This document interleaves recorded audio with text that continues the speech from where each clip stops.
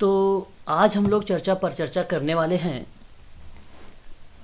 MP PSC के संबंध में। यानी मैं आप लोगों से आज दो मुख्य बातों पर बात करूंगा। और सबसे पहले मैं आप लोगों से चर्चा करने वाला हूं एमपी सेट के बारे में। और जैसा कि आप देख रहे हैं कि स्टेट एलिजिबिलिटी टेस्ट है, तो पहले मैं इसके बारे में बात करूंगा। फिर मैं आप लोगों से जो एडवर्टाइजमेंट आया था असिस्टेंट प्रोफेसर सोशोलॉजी वाला एग्ज़ामिनेशन, जिसका फॉर्म अप्रैल से भरा जाएगा, फिर मैं उसके बारे में आप लोगों से चर्चा करूँगा। ये कह लीजिए कि एमपी पीएससी, फिर मैं आप लोगों से एमपी पीएससी के बारे में बातचीत करूँगा। और यहाँ जो टॉपिक है या जो मैंने बिंदु आप सबके सामने रखा है बहुत इम्पोर्टेंट है। आगामी परीक्षाओं में अगर आप सम्मिलित हो रहे हैं तो इसके बारे में आप लोगों को जानकारी होना ज़रूरी है। जैसे कि अगर मैं आपसे बात करूं तो यहाँ आप देख सकते हैं ये एमपी सेट का है। पहले तो एमपी सेट के बारे में आप समझें, इसको थोड़ा सा ध्यान से आप सभी लोग इसके बारे में समझने का प्रयास करें। ये जो एमपी सेट है इसका फॉर्म फिल हो रहा है, आप सभी लोगों को अच्छे से पता होगा। ये 8 जनवरी 2023 को आया था। 8 जनवरी 2023 को एडवर्टाइज आया था और ये 27 ठीक है 27 जनवरी से ये फॉर्म भरा जा रहा है। 27 जनवरी 2023 से ये एमपी सेट का जो है फॉर्म भरा जा रहा है। और इसकी जो लास्ट डेट है जो है सबमिट करने की, फीस जमा करने की, वो 26 फरवरी 2023 है, अंतिम तिथि है ना।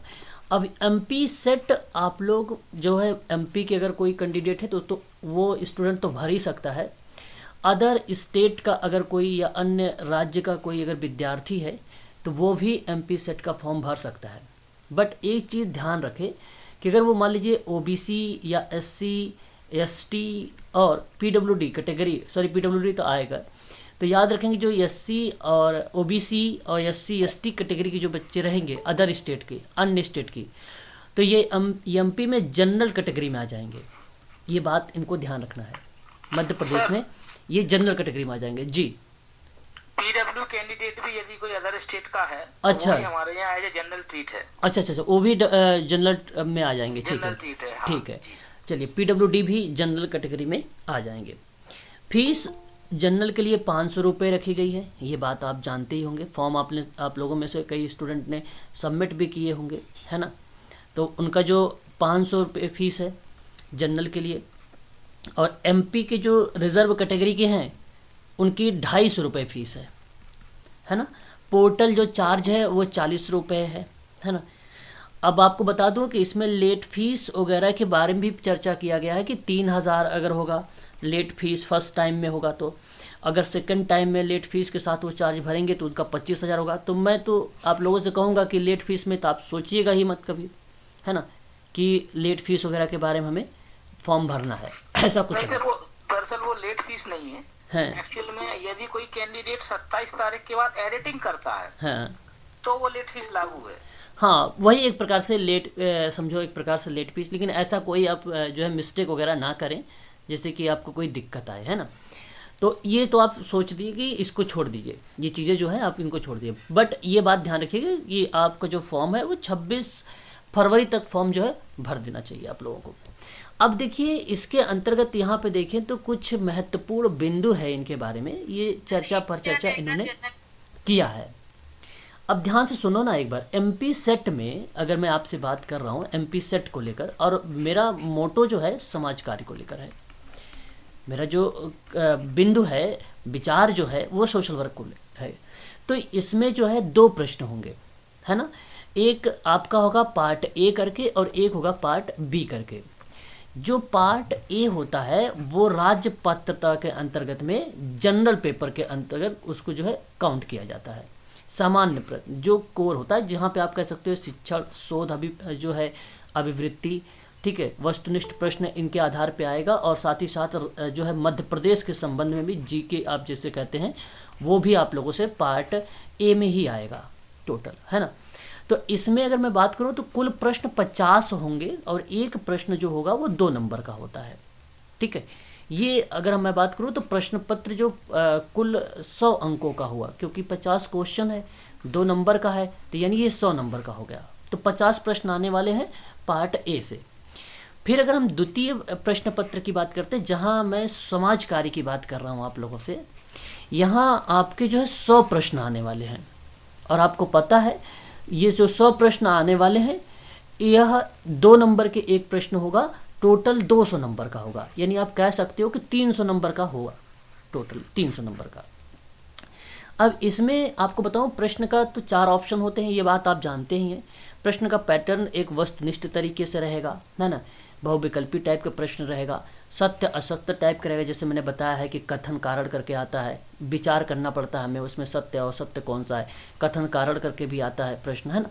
तो ये प्रश्न पैटर्न रहेगा वहाँ पर। तो ये 2 बातें आपको पता भी है, अच्छे से आप जानते भी हैं, क्योंकि मैंने कई प्रश्न ऐसे करवा रहे हैं आप लोगों से, जो आप लोग कर भी रहे हैं, डेली अटेंड भी कर रहे हैं। बाकी और भी नोटिफिकेशन यहाँ पे है, और जो इम्पोर्टेंट है मैं उन्हीं पर आप लोगों से बात करने वाला हूँ। अच्छा, आगे देखिए, थोड़ी सी और आगे चलते हैं हम लोग। जो मेन चीज़ें थी शायद आप लोगों ने यहाँ पे समझ गए हैं, ठीक है। अब मैं आप लोगों से बात करने वाला हूँ, यहाँ पर देख लीजिए, एक और चीज़ें थी यहाँ। प्रथम प्रश्न और द्वितीय 100 पूर्णांक 100 होगा, ये 200 यानी 300 का हो जाएगा। प्रश्न 50 रहेंगे प्रथम वाले में, और द्वितीय वाले में 100 प्रश्न रहेंगे। पहले वाले को 1 घंटा मिलेगा, यानी 60 मिनट में आपको 50 क्वेश्चन सॉल्व करने होंगे, और जो 200 रहेगा वो आपको 2 घंटे में सॉल्व करने होंगे, यानी 120 मिनट में करने होंगे। यानी कुल टोटल 3 घंटे का पेपर रहेगा आप लोगों का। 3 घंटे में आपको 300 प्रश्नों को क्या करना है, 150 प्रश्नों को क्या करना है, आप लोग अटेंड करना है, 150 प्रश्नों का। आगे हम बात करते हैं, तो यहाँ पे देखिए, अब मैं आप लोगों को लेके चलता हूँ सीधा सिलेबस पर। यहाँ आप देखेंगे, अच्छा ये तो डिटेल दे रखा है इसमें, है ना, कि क्या चीज़ें हैं। बाकी ये PDF अभी मैं आप लोगों को सेंड भी कर दूंगा। अच्छा, अब देखिए, ये कुल टोटल जो विषय होंगे 36 सब्जेक्ट रखे गए हैं सेट के, है ना। बट हमें तो ध्यान रखना है केवल 27 नंबर का। 27 नंबर पे अगर मैं आपसे बात करूं, तो ये देख रहे हैं आप लोग, सोशल वर्क दिया हुआ है। देखिए ध्यान से सुनिएगा, बहुत ही इंपॉर्टेंट है ये। MP सेट की बात कर रहा हूं मैं अभी आप लोगों से। इसके बाद मैं आप लोगों को MPPSC में जो वैकेंसी आने वाली है अप्रैल में, अभी उस पर भी बात करूंगा, ठीक है। तो आप देख सकते हैं यहाँ पे सोशल वर्क दिया हुआ है 27 नंबर पर, समाज कार्य का। ये आपका फॉर्म जो है फिल होगा इस नाम से, इस पर आपको फॉर्म को भरना होगा। अब इसी में अगर मैं आप लोगों से बात करूं, सिलेबस कौन से पेज पे है, मैं उसी पर लेकर आ रहा हूं आप लोगों को। और ये पेपर आपका जो है ऑफलाइन होगा, ऑनलाइन पेपर नहीं होगा, है ना, ठीक है। ये बात ध्यान रखिएगा आप सभी लोग। यहाँ देखिए ये देखिए आप यहाँ पर देखिए लिखा हुआ ना, MP जो है स्टेट एलिजिबिलिटी टेस्ट सेट है 2022 का। आप देखिए यहाँ पे लिखा हुआ syllabus as per UGC NET and CSIR UGC NET, दिखाई दे रहा है स्क्रीन पर, एक बार बताइए मुझे। हाँ, अब जो MP सेट का पेपर होने वाला है, ये सिलेबस आपका कह रहा है कि हम UGC नेट वाले को फॉलो करेंगे। अब आप देखें अगर यहाँ पे, तो यहाँ आपको सोशल वर्क मिल जाएगा, सोशल वर्क यहाँ पर मिल जाएगा आपको। यहाँ पर देखिए 32 नंबर पर सोशल वर्क है। आप चाहें तो इंग्लिश में भी PDF ले सकते हैं और हिंदी में भी PDF ले सकते हैं। अब देखिए इसका सिलेबस है क्या, यहाँ देख रहे हैं आप लोग, जो है MPPSC का सेट जो है पेपर 2022 वाले का मैं दिखा रहा हूँ आप लोगों को। ये UGC का सिलेबस है, ये UGC नेट का सिलेबस है जो आपके सामने यहाँ पे खुला हुआ है, अभी मैं आपको दिखा रहा हूँ, ठीक है। ये आप देख सकते हैं, यहाँ से देखिए, मध्य प्रदेश लोक सेवा आयोग इंदौर, ठीक है। ये समाज कार्य का है सिलेबस। अगर हम UGC का सिलेबस खोलते हैं, ओपन करते हैं, तो कुछ इसी तरीके से मिलता है।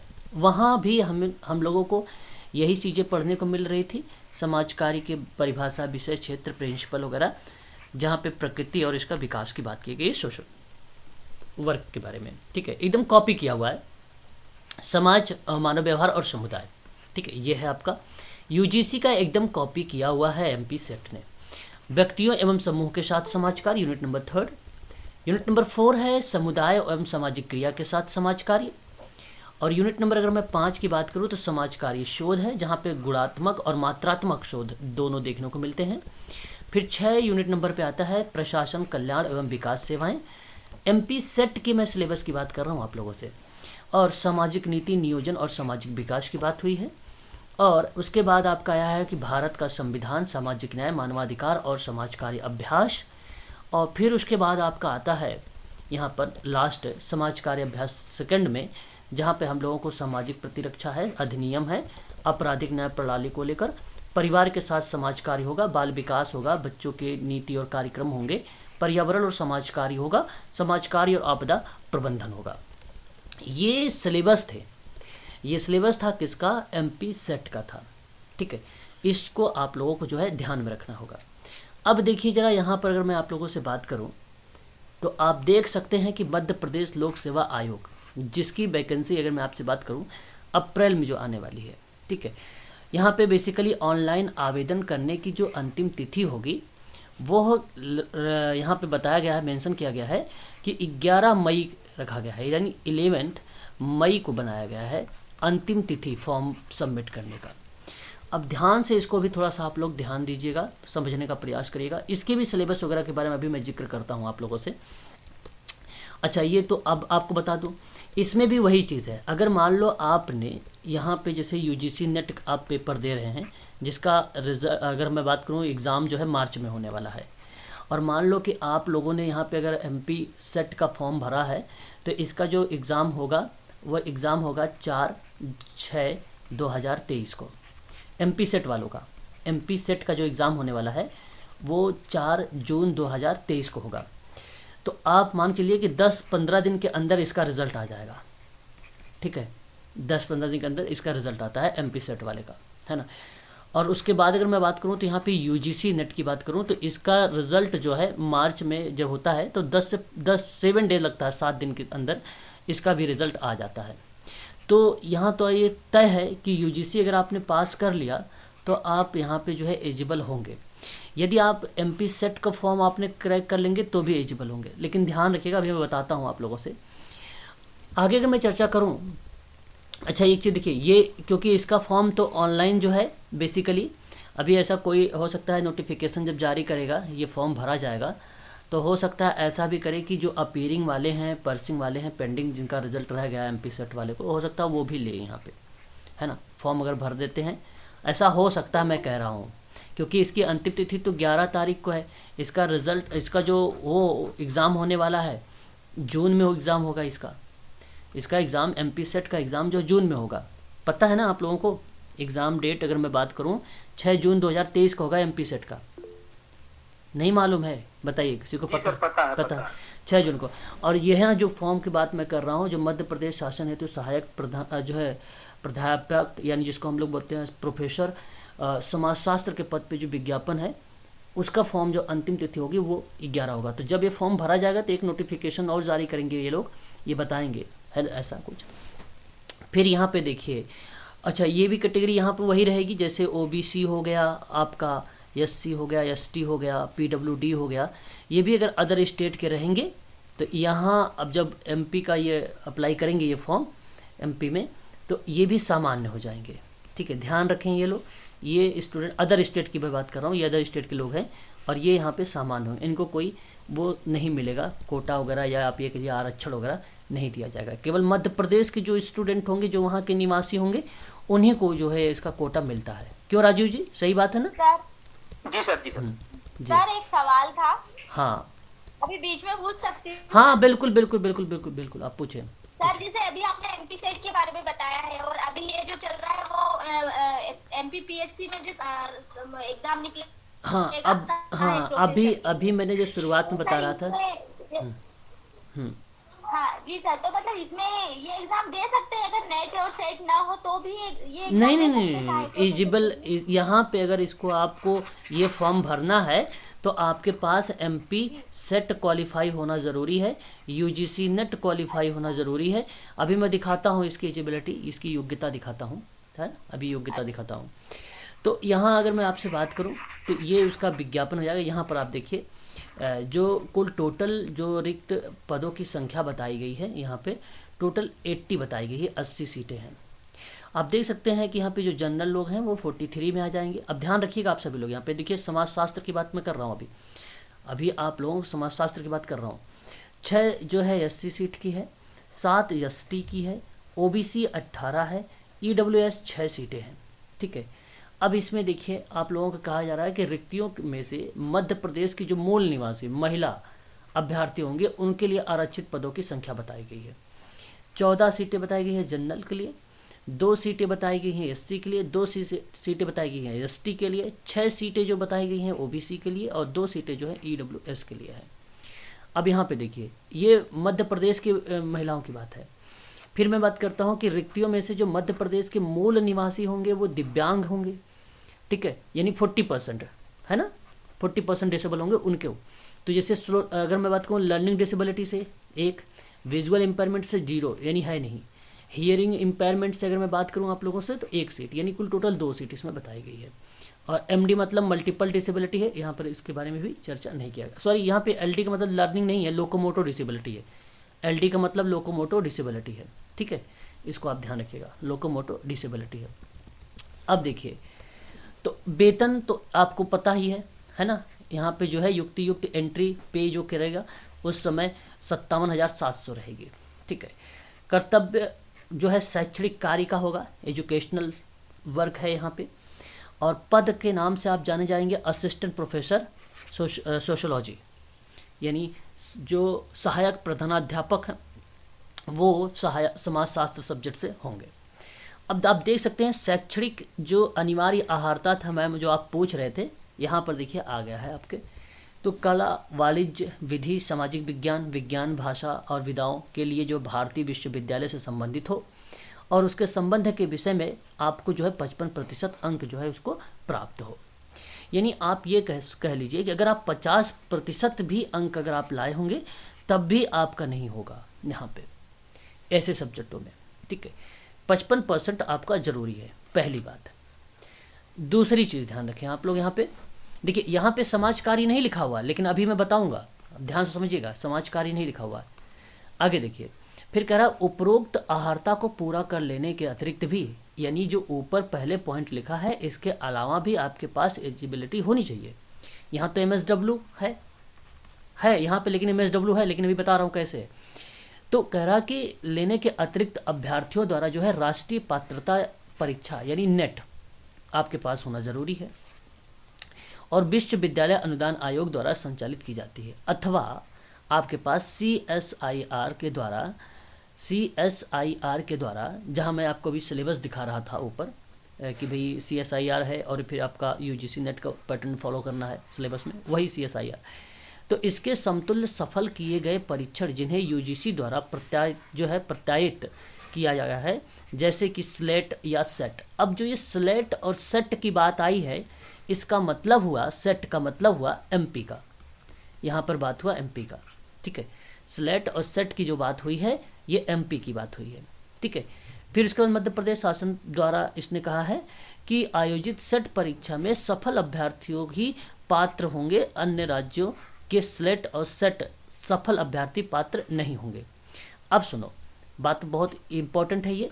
जैसे कि आप महाराष्ट्र से हैं, महाराष्ट्र में भी अगर मैं आपसे बात करूं तो वहाँ पे भी सेट होता है, मालूम होगा आप लोगों को। तो MP में भी MP कह रहा हूँ, महाराष्ट्र में भी जो है MSET होता है ना।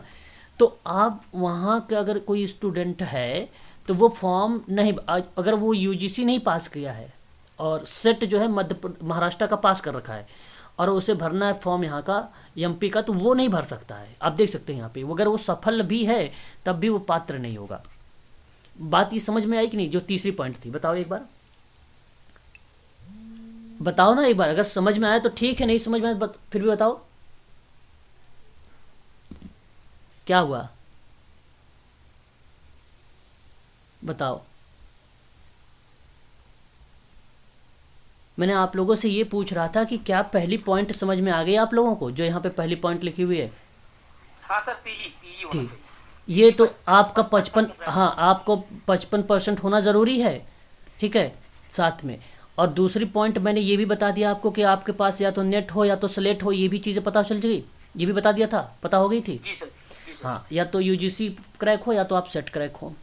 तीसरी पॉइंट में बता रहा था, शायद इसी समय हो गया था।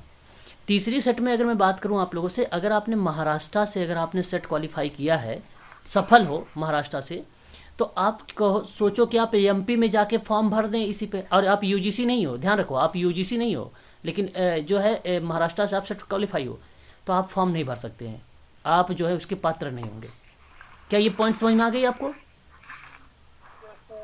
हाँ, अब इसी पर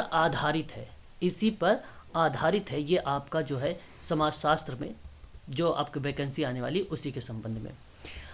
अब देखिए यहाँ आपसे क्या कहा जा रहा है कि ये विषय दिए गए हैं और फिर कह रहा है कि यूजीसी नेट में अंकित विषय जो हैं, है ना, वही चीज़ें। पैटर्न को ध्यान से देखिएगा। अब यहाँ अगर मैं बात करूँ तो हमारे सामने देखेंगे 2 नंबर पे समाजशास्त्र सब्जेक्ट है, ठीक है, ध्यान से समझिएगा यहाँ पर 32 नंबर पर। अभी इसमें अगर आप ढूंढेंगे तो आपको समाज कार्य नहीं मिलेगा ना, ये बात सत्य है। हाँ, इसमें आपको नहीं मिलेगा, लेकिन समाज कार्य तो नहीं मिलेगा, लेकिन समाज शास्त्र मिल जाएगा। लेकिन इसी के नीचे हम पढ़ते हैं, यहाँ पर क्या लिखा हुआ है कि मध्य प्रदेश शासन उच्च शिक्षा विभाग के आदेश क्रमांक F, ये नंबर दिया गया है, दिनांक जो 22/12/2022 को समाजशास्त्र विषय के संबंध में जो वैकेंसी निकाली गई है, तो उसके कुछ सह विषय के संबंध में जानकारी नीचे दिया गया है। अब सह विषय का मतलब होता है कि सब सब्जेक्ट कह लीजिए आप, है ना, एक पार्ट। तो विषय तो समाज शास्त्र है, अब सोशल वर्कर हो या मानव शास्त्र का हो, ठीक है, तो जो समाज कार्य से जिन्होंने MSW कर रखा है वो फॉर्म को फिल तो करेंगे, ध्यान से समझिएगा। अब यहाँ पर फॉर्म फिल करेंगे, लेकिन वो जो काउंट होंगे समाज शास्त्र में काउंट होंगे, और ये बात यहाँ पे आयोग ने कहा है। लेकिन जब मैं अभी ऊपर आपको पढ़ा रहा था, यहाँ पे दिखा रहा था पॉइंट नंबर 1 में, तो आप देखिए पॉइंट नंबर 1 में कहीं समाज कार्य नहीं लिखा हुआ है। पॉइंट नंबर 1 में सामाजिक विज्ञान लिखा हुआ, विज्ञान भाषा अभ्यर्थी भारतीय विश्वविद्यालय ये लिखा हुआ है, ठीक है, और कहीं नहीं लिखा हुआ है समाज कार्य। लेकिन इसने कह दिया है कि हम जो है अलाइड सब्जेक्ट के रूप में, जिसको हम बोलते हैं सह विषय के रूप में, हम इनको सोशल वर्करों को रखेंगे। हाँ, तो ये आपको ध्यान रखना है। और आपकी आयु भी ध्यान रखिएगा, 21 वर्ष से 40 वर्ष के बीच में होनी चाहिए। 21 और 40 के बीच में होगी जिनकी आयु, वही इस फॉर्म को भरेंगे, वही लोग इस फॉर्म को भरेंगे।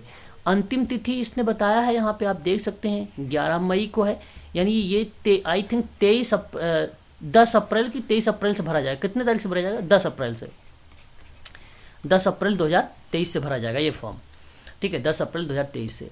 अब इसके देखिए सिलेबस थोड़ा सा, अब ये MP सेट का सिलेबस है ना, 2022 का, ठीक है। तो अब आप देखिए जरा राजीव जी, यहाँ पर MP सेट में क्या है कि जो MP सेट नहीं है, ये बेसिकली राज्य पात्रता परीक्षा केंद्र वाला जो मध्य प्रदेश लोक सेवा आयोग इंदौर में करा रहा है, जहाँ पे ऐच्छिक प्रश्न पत्र द्वितीय रखा गया। अभी मैंने जो ये दिखाया है, ये जो सिलेबस आपके सामने दिखाया है, ये सिलेबस तो आपका MP सेट का है, जो आप देख रहे हैं सोशल वर्क पर। यहाँ पर देखिए ये MP सेट का है, MP सेट का है ये, जिसका एग्ज़ाम जो है 4/6/2023 को है। ये आपको पढ़ना पड़ेगा और इसे आपको क्रैक करना होगा। और फिर उसके बाद सोशोलॉजी में अगर मैं बात करूँ तो ये देखिए समाजशास्त्र का जो सिलेबस रखा गया है ये है कि पहली यूनिट में समाजशास्त्रीय सिद्धांत रहेंगे, और समाजशास्त्रीय सिद्धांत के अंतर्गत जो है कुछ परंपराएं, जैसे इस्माइल दुर्कीम है, मैक्स वेबर है और कार्ल मार्क्स हैं, इनके बारे में आपको पढ़ना होगा। समाज कार्य का जो यूनिट नंबर 2 है ना, ये इसी पर आधारित है। संरचनात्मक प्रकार्यवाद और संरचनावाद है, ब्रोफिन मेलिनोवस्की के बारे में है, और अगर हम बात करें तो रेड क्लिफ ब्राउन है, टालकाट पार्सन है, R.K. मर्टन है और क्लाउड लेवी स्ट्रॉस है। ये सोशल वर्क में हम लोग जब पढ़ते हैं समाज यूनिट नंबर 2 वाला, तो उस दौरान इनके बारे में हम सोशल वर्क में पढ़ते हैं, और ये ही से आप लोगों को प्रश्न आने वाला है, ठीक है। पैटर्न ऐसा नहीं कि सोशोलॉजी वाला क्वेश्चन देगा कुछ, सोशोलॉजी वाले क्वेश्चन नहीं, क्वेश्चन समाज कार्य की टाइप के ही होंगे जैसे होते हैं क्वेश्चंस, अगर मैं बात करूँ व्याख्यात्मक और निर्वाचनात्मक परंपराएं हैं, मीड का है। पिछला वाला 2018 का सोशियोलॉजी का पेपर है जो मैंने दिया था। अच्छा अच्छा, हाँ असिस्टेंट प्रोफेसर का। ठीक ठीक, आपके पास हो तो इसे सेंड करिए एक बार मुझे, अभी उसी पर भी चर्चा कर लेते हैं अगर है तो। ठीक है, काल में देखना पड़ेगा, मैं प्रोवाइड करा दूँ। चलो ठीक है, फिर उसके बाद ठीक है, फिर आपको ना कार्ल मैनहेम के बारे में पढ़ना होगा, अल्फ्रेड शूट्स के बारे में पढ़ना होगा, हेरोल्ड गोल्फ जो है गार फिल्कल के बारे में पढ़ना होगा। ठीक है, अगर हम बात करें गोल्फमैन है एक आप यहाँ पे, और एक गिट्स है। तो यहाँ पे आप लोगों को जो अल्फ्रेड शूटिस का नाम आता है, कार्ल मैनहेम का नाम आता है, जीएच मीड का नाम आता है, जॉर्ज हटन मीड, इनके बारे में तो आप जानते हैं, इन तीनों के बारे में आपको पता है। इनके बारे में आप लोगों को जो है समाजशास्त्र के उठा के बताया जाएगा। उत्तर आधुनिकतावाद, उत्तर संरचनावाद और उत्तर उपनिवेशवाद। उत्तर उपनिवेशवाद समाजकारी में तो नहीं है, बट उत्तर संरचनावाद और उत्तर आधुनिकता है। तो इसमें मिशेल फोको का नाम आता है, ये भी आपको पता है।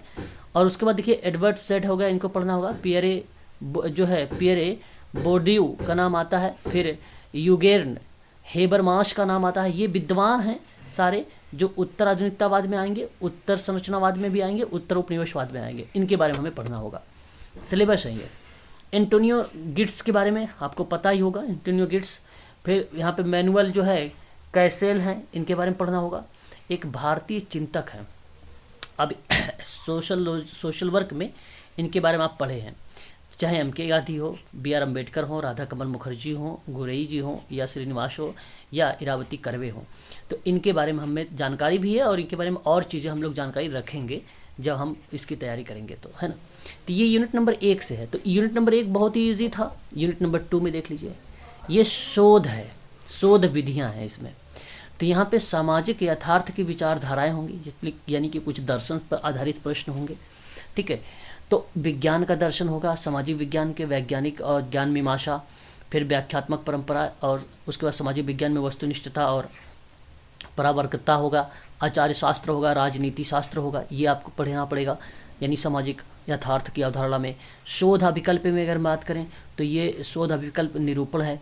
सामाजिक विज्ञान शोध होगा, डेटा होगा, आगमन निगमन विधि होगी, तथ्य होगा आपका, फिर उसके बाद संबोध और सिद्धांत होगा, प्रकल्पना यानी हाइपोथेसिस भी इसी में आ जाएगा, शोध प्रश्न होंगे, और उसके बाद उद्देश्य भी होंगे। फिर परिमाणात्मक यानी गुणात्मक विधियाँ होंगी। तो नृजातीय वर्णन होगा, सर्वेक्षण विधि होगी, ऐतिहासिक विधि होगी, तुलनात्मक विधि होगी। आप देखिए यहाँ पे अभी तक हमने जितना पढ़ा है, लगभग 80% के आसपास जो है सोशल वर्क का टॉपिक रिलेट हो रहा है। टेक्निक होगा, निदर्शन होगा, प्रश्नावली पर अनुसूची होगी, सांख्यिकी विश्लेषण होगा, अवलोकन, साक्षात्कार और व्यक्तिक अध्ययन होगा। ये टेक्निक के बारे में हमें पढ़ना पड़ेगा। फिर उसके बाद निर्वचन होगा आपका, फिर आंकड़ा विश्लेषण, फिर प्रतिवेदन लेखन हो जाएगा। फिर यूनिट नंबर 3 मौलिक अवधारणाएँ होंगी। ठीक है, संस्थाओं को लेकर समाजशास्त्रीय अवधारणाएँ, सामाजिक संरचना, संस्कृति, नेटवर्क मतलब सामाजिक ताना बाना, परिस्थिति और भूमिका मैंने पढ़ा रखा है, पहचान, समुदाय, प्रवासी, मूल्य, मानदंड, पर्सनहुड और हैबिट्स एंड एजेंसी, और उसके बाद अधिकारी तंत्र और सत्ता प्राधिकार। ये कंटेंट सारे दिएंगे, सारे मिलेंगे, सारे हैं हमारे पास। सामाजिक संस्थाएं की बात करें, विवाह है, परिवार है, नातेदारी है, अर्थव्यवस्था है, राज्य शासन विधि है, धर्म है, शिक्षा, कानून, रीति रिवाज।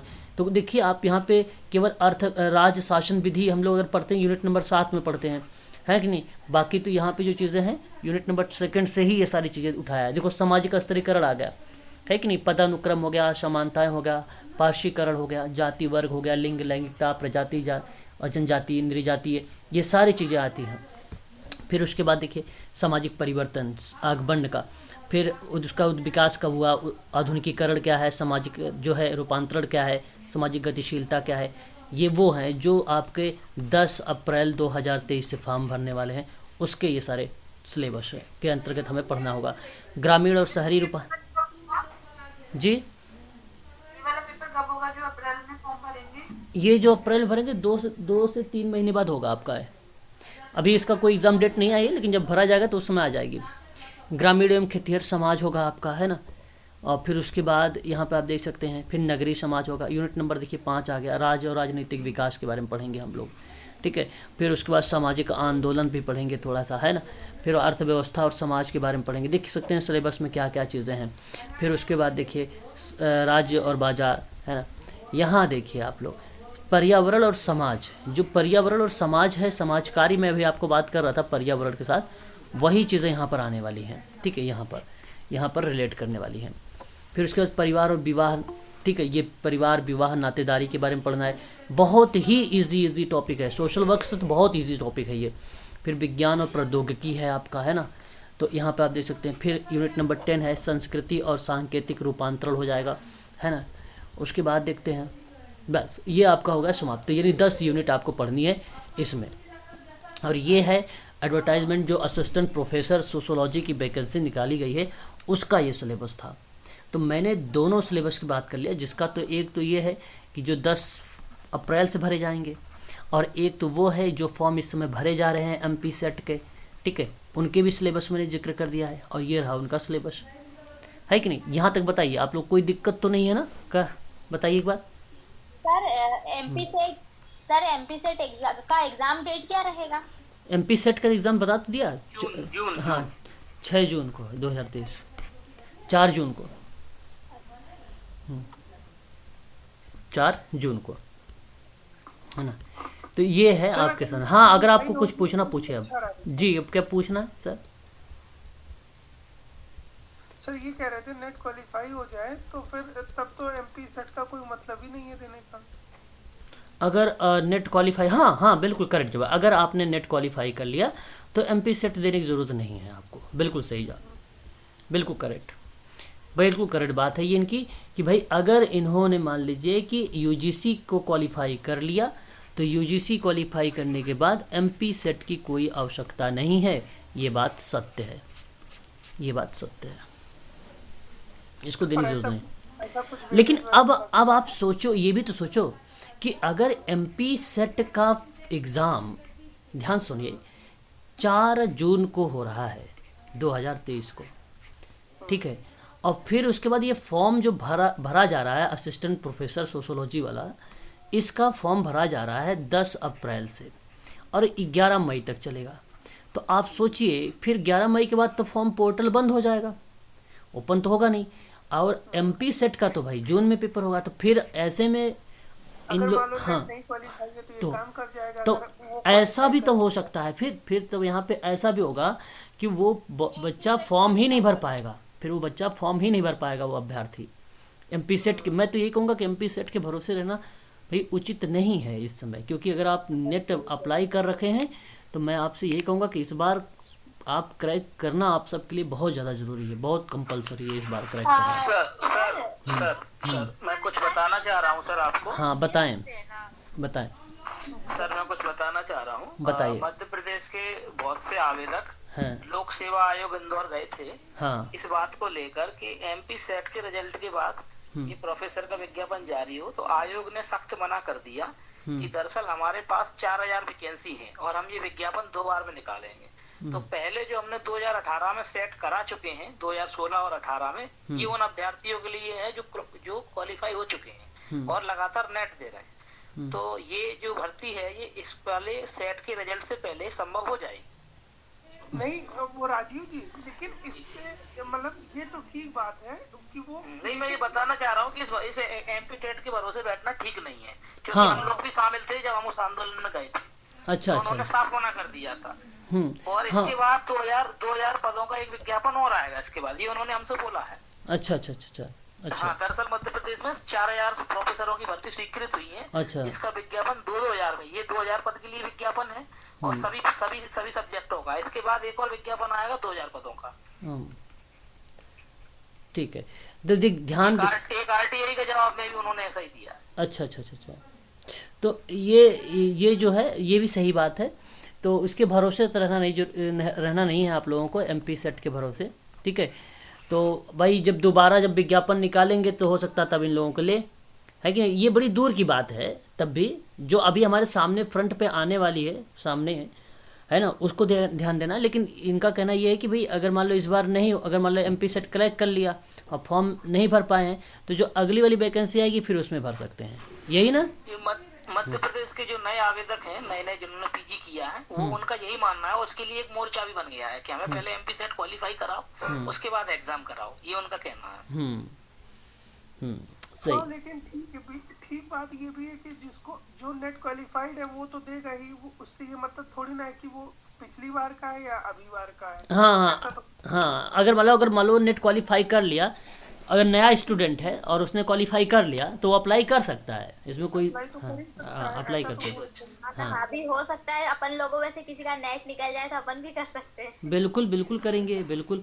जो उनका भी अदर स्टेट के अगर जो लोग हैं, चाहे राजस्थान को हो या मुंबई, महाराष्ट्र, गुजरात एक्सेट्रा कहीं से भी राज्य के हो, मैं कहूँगा कि ऐसे मौके गंवाने नहीं चाहिए, ठीक है। और शुरुआत में अगर आपको 57 मिल रहा है, फिक्स हो गया है आपका, तो आप सोच लीजिए कि अच्छी तब भी सर, जॉब है, एक अच्छा जॉब है, ऐसी नहीं कि एक अच्छा जॉब है, एक अच्छा जॉब है ना। सर तो इसमें क्राइटेरिया क्या रहता है, मतलब पास होने का नंबर परसेंटेज वाइज रहता है, नहीं, मेरिट कट के हिसाब ऑफ से cut select of cut off जैसे यूजीसी में कट ऑफ जाती है वैसे ही कट ऑफ निर्धारित करेगी। 6% है सर इस बार। क्या JRF?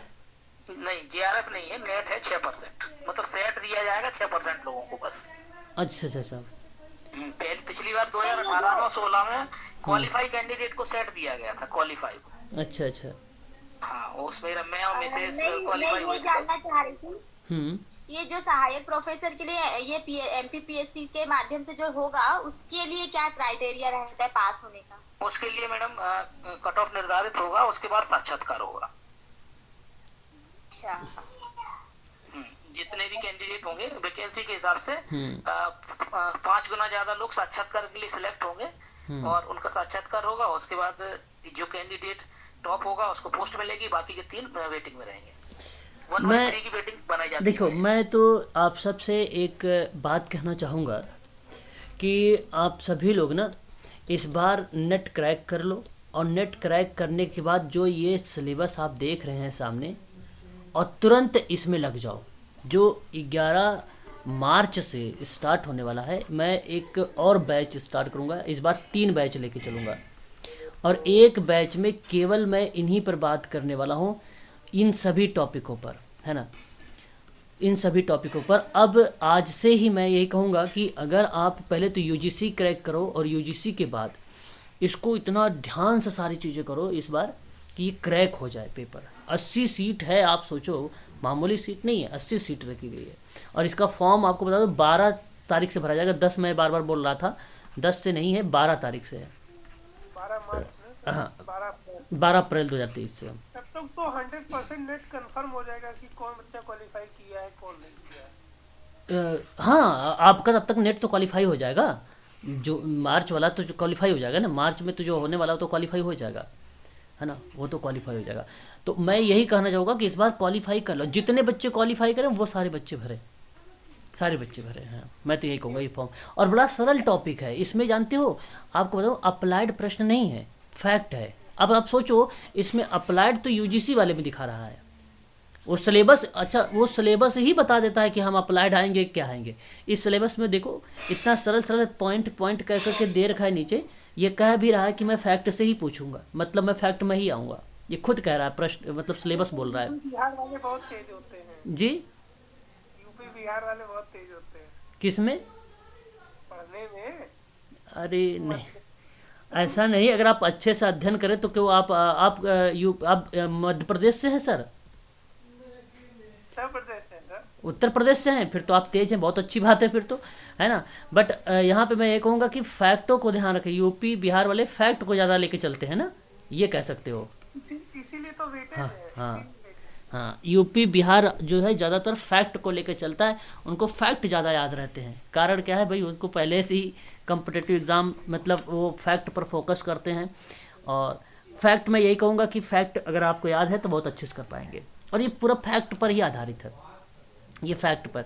और फैक्ट याद तभी होगा, मैं बता देता हूँ, बस केवल कॉपी पर पेज पर लिखो, दीवार पे टांगो, खड़े रहो, बैठो, सो, जैसे भी हो, फैक्ट को देखो, बजट के सामने रहना चाहिए। बस बस बस बस। जब भी कोई बात आए ना, बस फैक्ट को उठा। अब जब भी किसी से बात करो, जैसे सोशल वर्क में ना, तो तरीके से बोलो। सोशल वर्क अगर कोई पूछे क्या है, तो आप बोलो ना, भाई एक विद्वान है, खुद उसने बोला है, वाल्टर एंड्रियास फ्रेडलैंडर ने, कि जो सोशल वर्क होता है वो एक कला होती है, वह एक विज्ञान होता है, यानी आर्ट के साथ साथ वो साइंस भी है, ये होता है सोशल वर्क। अगर कोई पूछे समाज का, तो ऐसे बोलोगे जब ना, तो वो चीज़ें याद रहती हैं।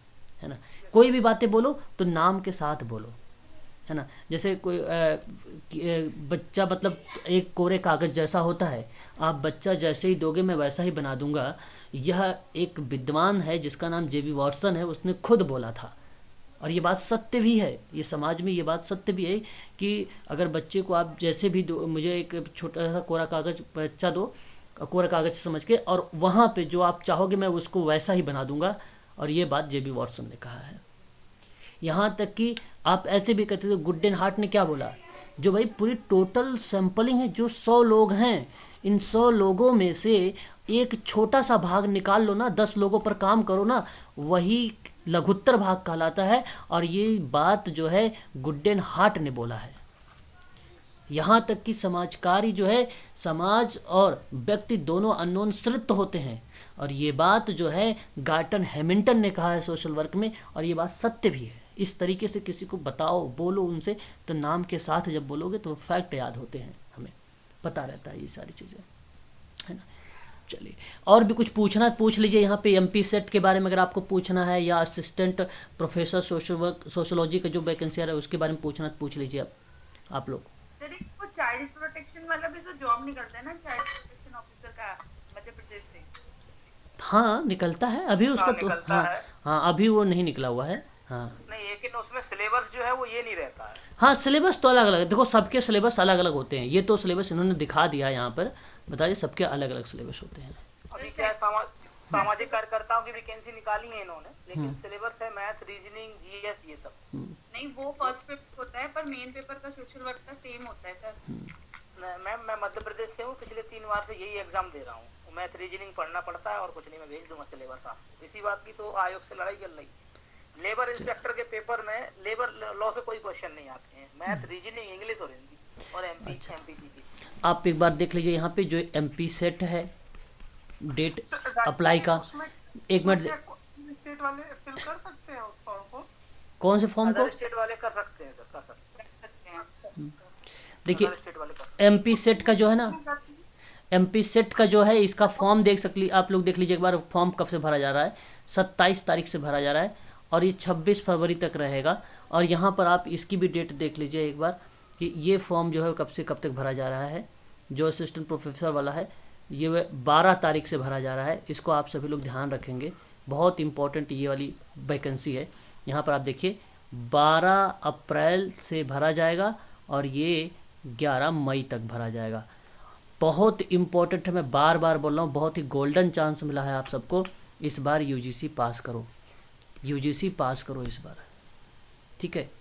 यहाँ पे देखिए आवेदन केवल ऑनलाइन से स्वीकार किए जाएंगे, अन्य किसी भी प्रकार से भेजे गए आवेदन को जो है आयोग जो है उसे स्वीकार नहीं करेगा, ठीक है, याद रखेंगे सर। जी एक चीज मैं बताना चाहूंगा, एमपी सेट के उसमें लिखा भी हुआ है बताएं। कि जो अभ्यर्थी पहले से ही नेट क्वालिफाई है वो इसमें आवेदन नहीं कर सकते। क्या बात कर रहे हैं, एक मिनट, बहुत इंपॉर्टेंट चीज़ बता दिया आपने फिर तो। जी सर। चलिए तो फिर ठीक है, अब आज के लिए इतना ही रखिए आप सभी लोग, है ना, ठीक है। तो बाकी जो है कल अपने समय पर क्लास रहेगी, दिन में मैंने आप लोगों को जो है वीडियो बना के भेजूंगा और भी, और मैंने आज भेजा भी था क्वेश्चंस, आप लोगों ने देखा भी होगा, है ना वो। हाँ बहुत बढ़िया है। बाकी मैं अभी जो है टेलीग्राम पे आपको कुछ पीडीएफ भेजता हूँ, उसको भी आप लोग देखें, ठीक है। टेलीग्राम पे मैं यूनिट नंबर 10 के पीडीएफ भेजता हूँ, ठीक है, सोशल वर्क के। चलिए।